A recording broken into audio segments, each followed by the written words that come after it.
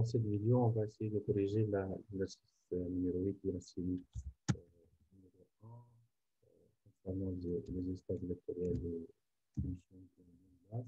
En fait, l'énoncé se présente comme suit. Soit P est égal vecteur V1, V2, de ces espaces engendrés par la famille de vecteurs V1 et V2.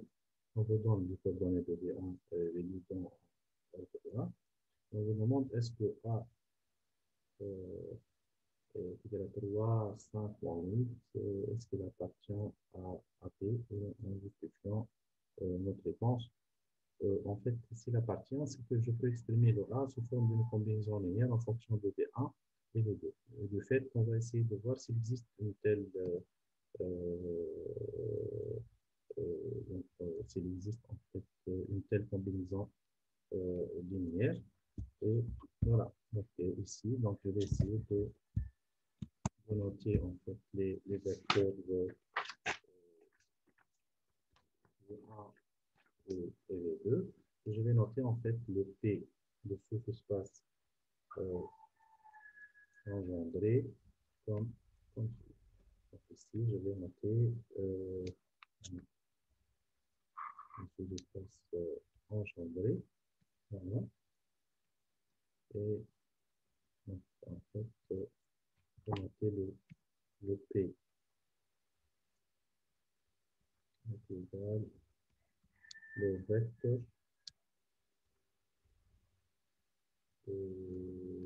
en fait U1, UB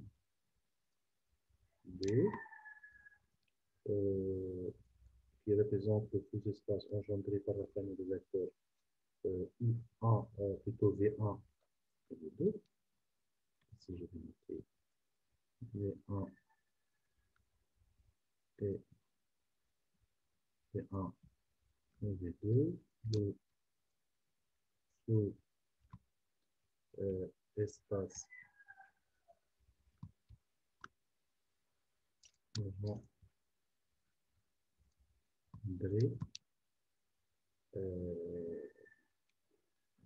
par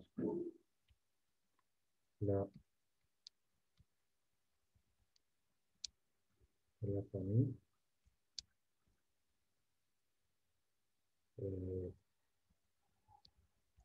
V1 V2.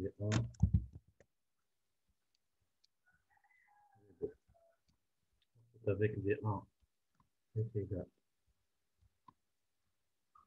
1, 0, division, et V2 est égal à 0, 1, 0, 1, 1. Et en fait, la question numéro 1, on vous demande si A appartient à P en justifiant notre réponse.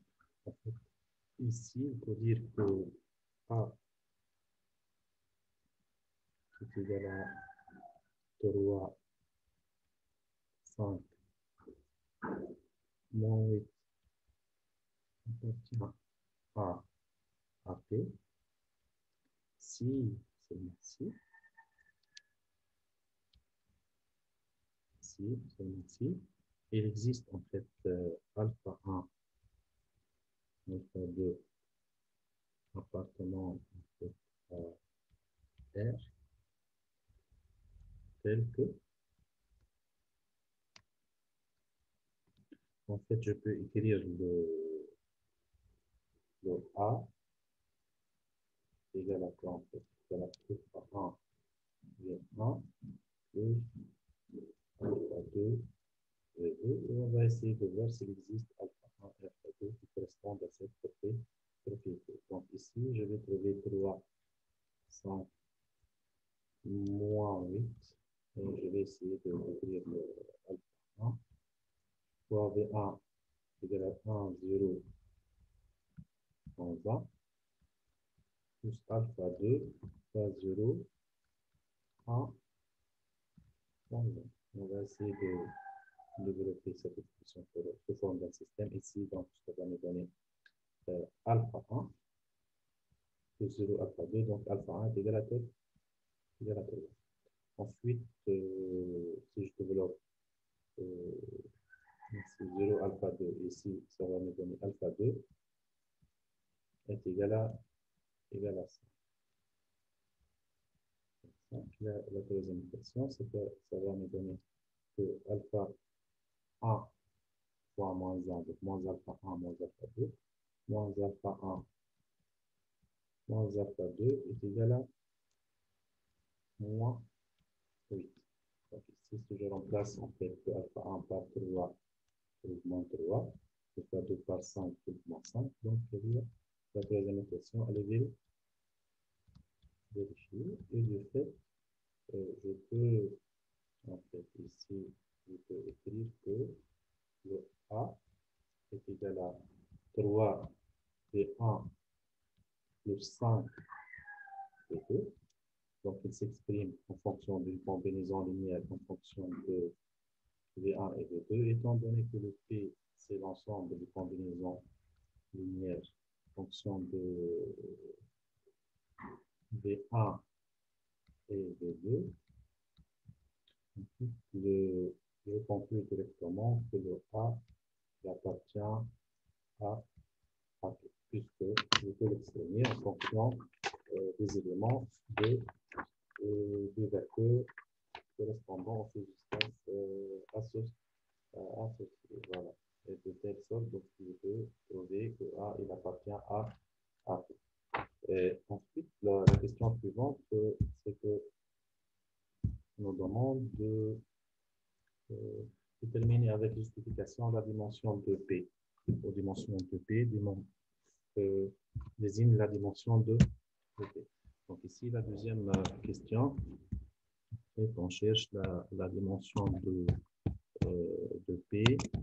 Donc, il faut en fait prouver que les éléments des vecteurs de la famille donc, associés donc, à P forment une base de P. Ensuite, il faut compter le nombre de ce vecteur qui va représenter la dimension de P. Si je reviens en fait ici sur donc on cherche à avoir une justification. Donc je cherche la dimension de P. Voilà. En fait, je vous rappelle que le P est égal au vecteur V1, V2. Voilà. Ici, en fait, je dois montrer tout d'abord que V1, que V1, V2 est une base de P. Je cherche à montrer que cette famille est-elle libre tout d'abord. V1, V2 et telle libre. Donc, je vais utiliser la méthode matricielle pour démontrer ça. Donc, ici, je vais noter le A est égal à V1, V2. Et je vais écrire les coordonnées de V1 sont égales à 1, 0, moins 1. Les coordonnées de V2 sont égales à 0, 1, moins 0, 1, moins 1. Et je vais prendre un bloc matriciel pour former une matrice carrée et je calcule le déterminant de ce bloc-là. Donc ici, je vais trouver que le déterminant correspondant à ce bloc de vecteur, donc ici 1, 0, 0, 1. Donc si je calcule le déterminant ici, ça donne 1 fois 1 moins 0 fois 0. Et le résultat automatiquement est égal à 1 qui est différent de 0. Ça revient à dire automatiquement que en fait la famille V1, V2 est libre. Que en plus, le P, c'est le vecteur V1, V2, autrement, c'est l'ensemble de combinaisons linéaires, autrement la famille V1, V2, c'est une famille génératrice de P. Et par conséquence, ici, donc par conséquence, je peux directement dire que cette famille V1, V2, puisqu'elle est libre et génératrice, est une base de P, de, je peux conclure que la dimension de P est égale à 2, quel que soit le nombre d'éléments de cette base. Donc, c'est 1, le 2 est égal à 2. Donc, comme ça, on arrive à trouver la dimension avec justification. Donc, on nous demande de montrer que le P est égal à l'ensemble de vecteurs x, y, z, tel que x plus y plus z égale à z. Donc, en fait, on nous demande ici de trouver une certaine propriété caractérisant donc, le P. En fait, ici, troisièmement, on cherche à montrer que le P est égal à l'ensemble des vecteurs x, y, z appartenant à R3, tel que je peux écrire que x plus y plus z égale à z est égal à z. En fait, il faut trouver la propriété qui caractérise l'appartenance en fait d'un vecteur quelconque à P. Donc ici, je vais noter soit en fait un vecteur U de coordonnées x, y, z appartenant à P. C'est que en fait, je peux dire en fait que le U peut être exprimé sous la forme d'une combinaison linéaire en fait égale à alpha 1 fois V1 plus alpha 2 fois par exemple V avec alpha 1 et alpha 2 des scalaires qui appartiennent à. Donc si j'essaie de développer cette expression, donc je remplace le U par ces coordonnées x, y, z est égal à, en fait, est égal à alpha 1 fois le V1, donc c'est égal à fois 1, 0, moins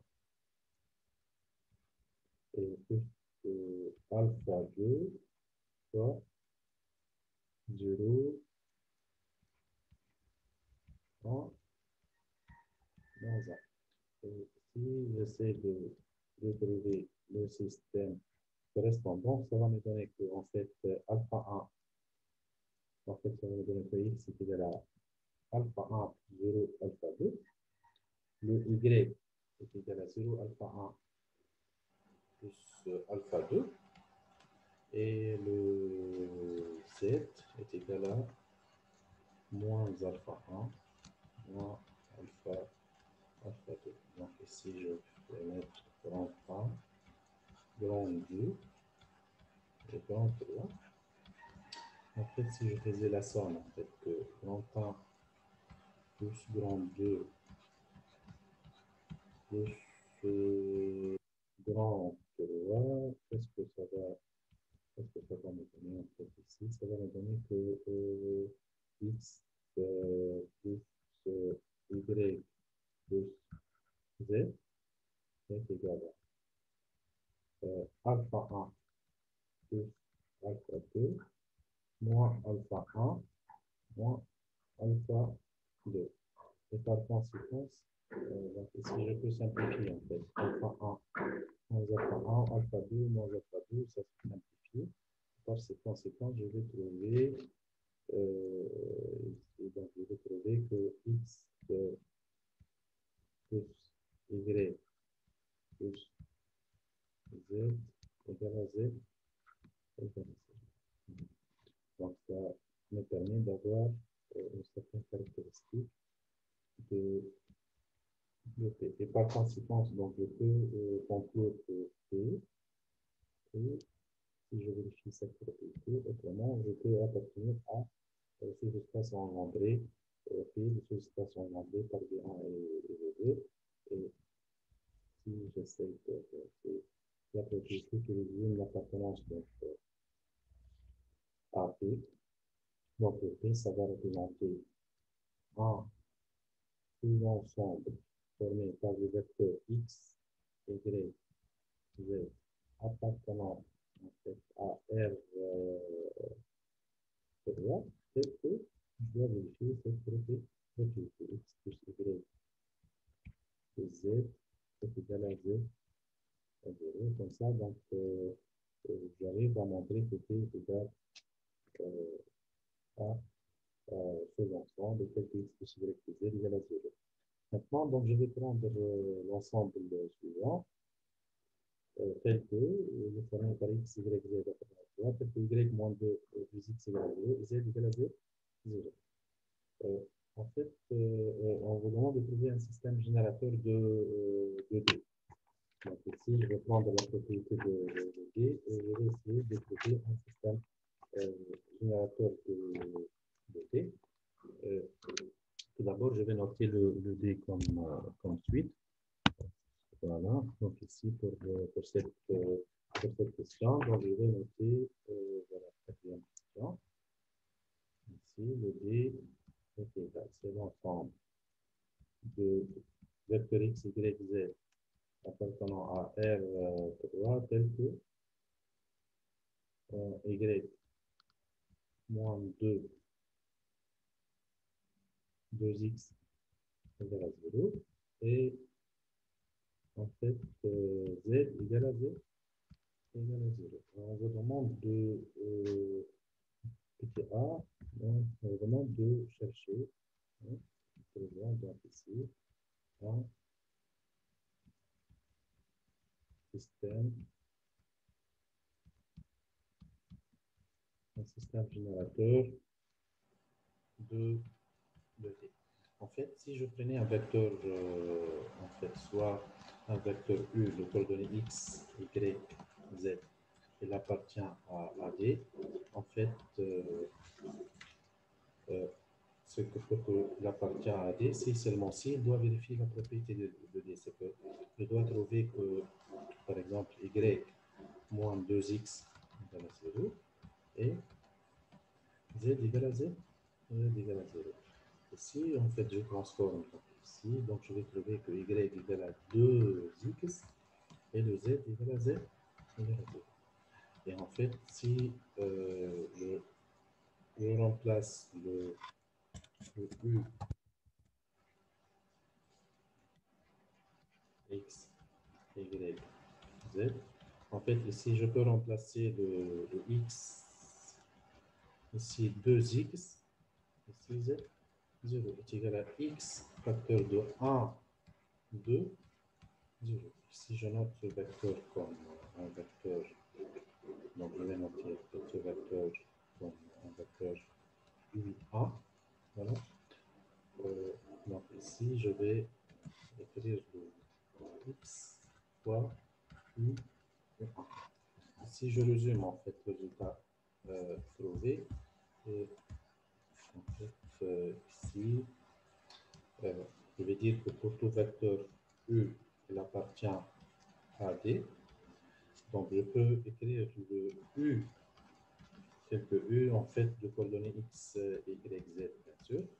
Le U peut être exprimé dans la forme de son abscisse x fois U1 avec U1 est égal à 1, 2, 0. Et de fait, je peux déduire le système générateur que D est égal à vecteur, c'est l'ensemble des combinaisons linéaires qui dépend de U1. Vecteur U, en fait, vecteur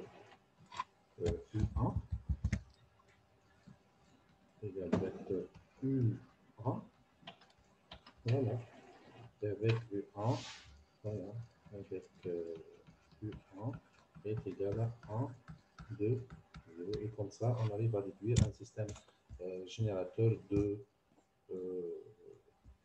D. Déduire que D est un sous-espace vectoriel de R3. Déduire que D est un sous-espace vectoriel de R3. En fait, par déduction ici, donc il suffit,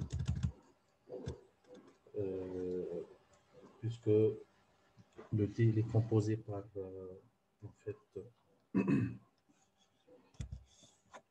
ici, donc pour démontrer que c'est un sous-espace vectoriel, juste directement se basant sur une déduction. Donc ici, juste à travers les résultats trouvés, en fait, qu'est-ce qu'on arrive à trouver?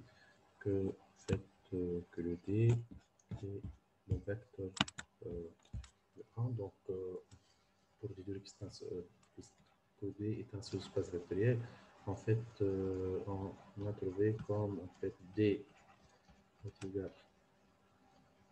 au vecteur U1 automatiquement, donc je peux conclure que D est un sous-espace vectoriel de R3, c'est déduction de résultat qu'on vient de trouver. Donner une base de D, en fait, ici, donc, automatiquement, puisque le D est composé par un seul vecteur, donc je peux directement dire que la famille est composée par exemple par U1, en fait, est une base de D directement. Et en fait, si j'essaie de voir donc la dernière question, déduire alors dimension de D. Dimension de D donc, est égale à automatiquement égal à 1. C'est le nombre de vecteurs de cette carte. Donc la dimension de D est égale à 1, puisque la base, donc la base correspondante à D, elle contient un seul vecteur. Et à la fin, déterminer avec justification le D inter P. En fait, ici, le D inter P, c'est que si je cherche en fait à voir en fait ici la propriété en fait, correspondante, donc ici la cinquième question. Donc, si par exemple je vais noter le G intégral de D inter P. Donc, autrement, ça revient à avoir un ensemble de vecteurs X, Y, Z appartenant à R3, tel que je dois vérifier les propriétés de P et de D. En fait, pour le P, c'est que je dois vérifier que X plus Y plus Z égale à 0. Et je dois vérifier la propriété de D qui représente Y moins 2Z. Y moins 2Z égale à 0. Et ensuite que Z égale à Z. Z égale à 0. C'est que je dois vérifier. Si j'essaie de développer en fait ces trois propriétés, si le Z égale à 0, je remplace ici Z par 0. Qu'est-ce que je vais trouver? Je vais trouver que X plus Y égale à 0. J'essaie de simplifier. Je vais trouver que Y moins 2Z égale à 0. Je peux remplacer ici en fait le Z de même ici par 0. Donc je vais trouver que Y égale à Z. J'ai déjà le Z égale à 0. Je remplace le X, le Y par 0. Voilà. Ça va me donner que le X égale à Z égale à 0. Le Y égale à 0. Et le Z égale à 0. Et de fait, je peux déduire directement que G égale l'intersection entre D et P P est égal à, en fait, égal à facteur nul de R. Voilà, autrement est égal au vecteur 0, 0, 0. Donc, je peux déduire ça directement à travers la simplification de propriétés correspondantes à D et à AP. Et voilà, comme ça, on arrive à corriger l'exercice 8 et à corriger toute la série numéro 1. J'espère que le contenu sera intéressant et sera utile pour la compréhension de cette première partie. Merci bien.